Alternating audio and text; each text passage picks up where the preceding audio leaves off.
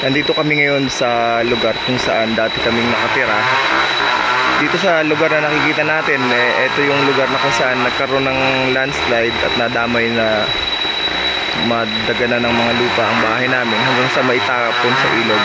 Bahang-baha noon ang lugar na ito. So makikita natin, itong lugar na to ay napapaligiran ng mga puno. Mga puno. Ayan, makikita natin, napakalalaki ng mga puno dito sa paligid dito. May mga malalaking bato sa baybay. Meron ding mga sapa dito sa sapang to. Nagpunta kami kanina, nakakuha kami ng maraming mga crabs doon sa mga batuhan. Ang tsatsaga ka lang magbuklat. Samantalang doon sa kabila naman, nakikita natin yung medyo paliko.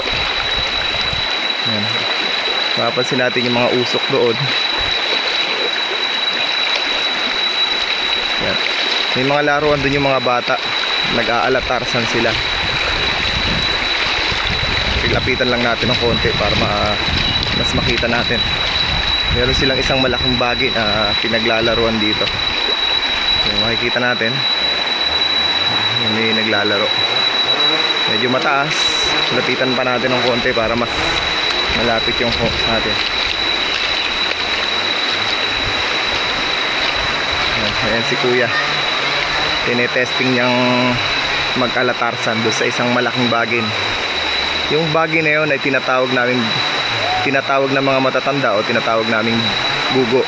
Yan yung nung mga unang panahon, dinidikdik ng matatanda yung bagin na yan, tapos isinasama nila sa pampaligo.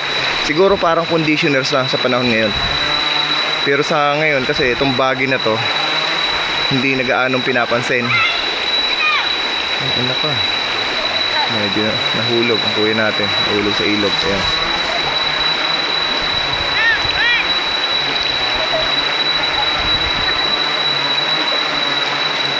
Kabitaw sa bagin. Ayan.